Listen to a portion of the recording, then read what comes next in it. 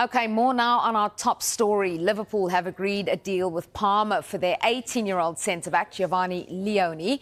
It will take their summer spending to over £300 million. Vinny O'Connor is at the club's training ground ahead of speaking to Arne Slot this morning. Vinny, great to be chatting to you. It's been a busy summer so far for Liverpool, and they're closing in on signing number 6 of this transfer window. Tell us more about this deal. Yeah, that's right. And it looks like they're bringing in potentially 2 centre-halves as well at some point, because I asked Arne Slot about the need to strengthen it at centre-half last week, and he seemed to play it down somewhat. But first of all, they've got that deal sorted for Giovanni Leoni. It's £26 million up front, plus add-ons. He's now due over here for a medical. That medical due to get underway later today as well. First of all, Giovanni Leoni, what can you tell us? That the clubs have agreed a deal, but he hasn't signed for us yet. So the moment when he signs for us, I can go into more detail. And the other one is, of course, the answer you always get from me. Are you able to talk about that a little bit more broadly, though, and say what expectation you have of possibly getting hold of Mark Gay? No. No, because he's not our player, and unfortunately he was the captain of the team where we lost against last Sunday. So no, if you want to have any talks about him, you should go to Palace, to Glasner, and ask him his opinion about him. Well, obviously the focus is on the start of your title defence now. So how ready do you feel you and the squad are now going into the start of the season? As ready as we can be. So I think I've emphasised last week on the fact that we've lost 3 or 4 starters, and unfortunately Ryan Gravenberch was not able to play last week and is not able to play this week. So that means that if you exclude the goalkeeper from the 10 outfield positions, 5 were different than the main starters we had last season. And if you then look the quality we bring on the ball, I'm very happy with that. Without the ball, it's 8 out of 10 times, also very good. But the aim at this club is not 8 out of 10 times, it's 10 out of 10 times. And that is the fine-tuning we still need to find defensively.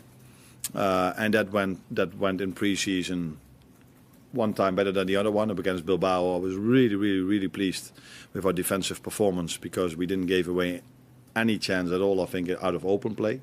But we did concede 2 set pieces. Against Palace, we conceded the main chances we conceded were when we lost the ball ourselves. So it's been ups and downs, where the downs were not so low. But I think there is the main part for us still to improve, which is normal. I think for everyone in pre-season, it's normal that there's still room for improvement.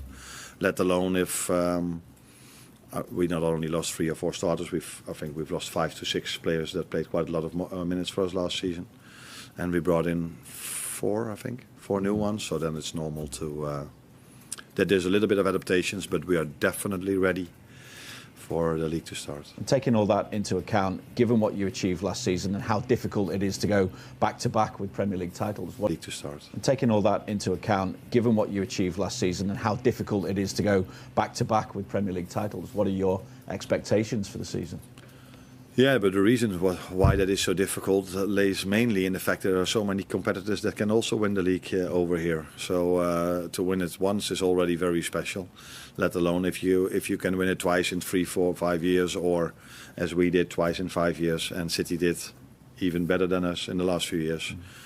So that's unbelievable if you're able to do this in this league. And probably this year it's going to be harder than every year before, because every team brings in new players, but our main competitors definitely did as well.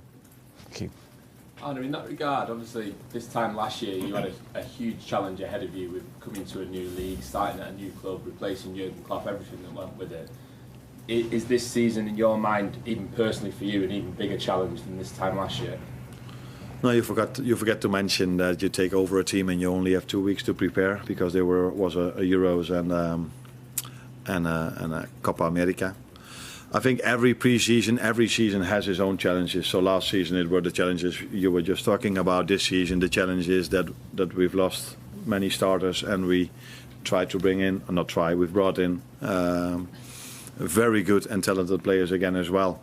And the challenge is always not only yourself but also the teams you face. Now we're starting with Bournemouth, which was last season probably the most intense team in the league.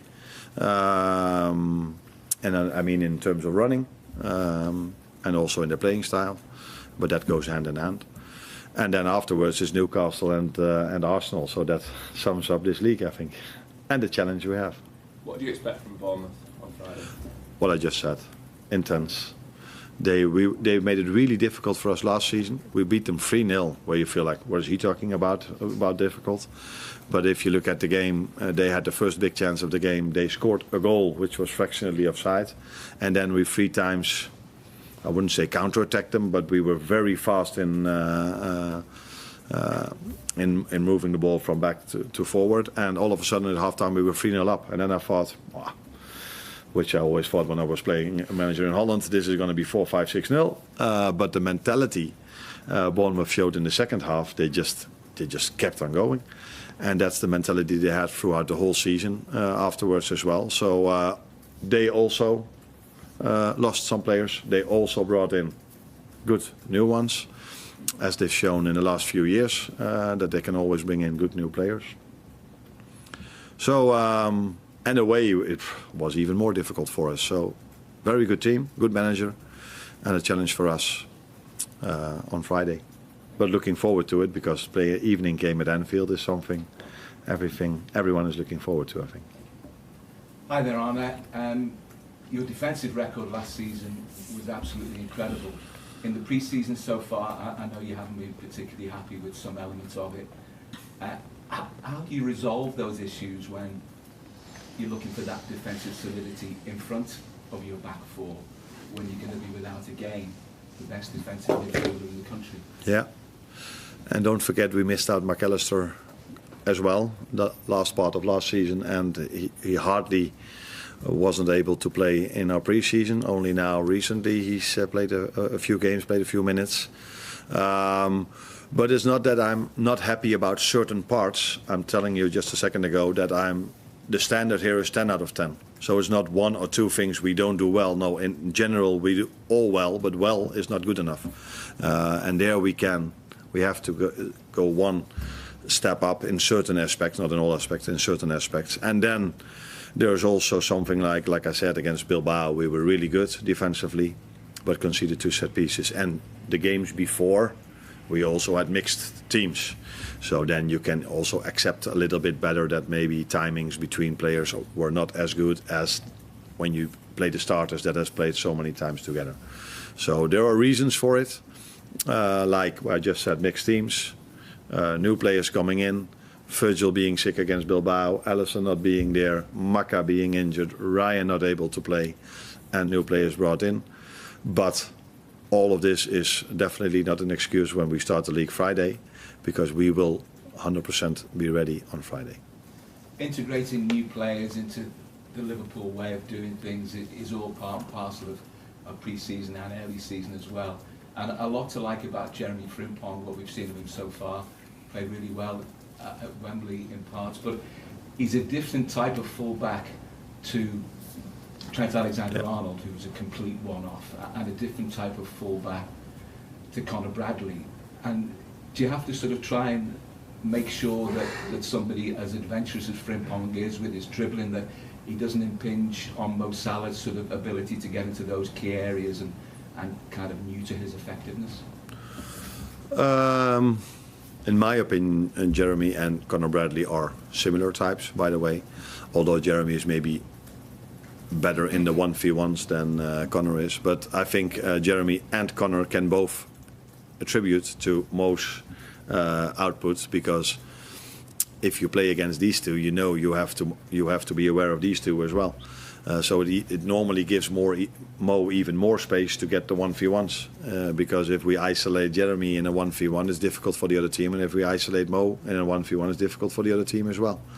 So where maybe last season they could give a little bit of more help because Trent was a little bit more behind the ball, which was also dangerous because when Mo brought it back, Trent could deliver one of his famous crosses. So it's different types, but I think both types, and Trent proved it together with Mo. Trent brought the best out of Mo, and I think that that's the same thing is going to happen with Connor and Jeremy, with Mo, in that regard. Thank you. Sven Turner, Sky Germany. Hi Arne. Talking about Florian, still a young guy, first time away from home, one of the biggest clubs in the world, that enormous transfer fee on his back. How's he handling all that on and off the pitch? Yeah, he might be young, but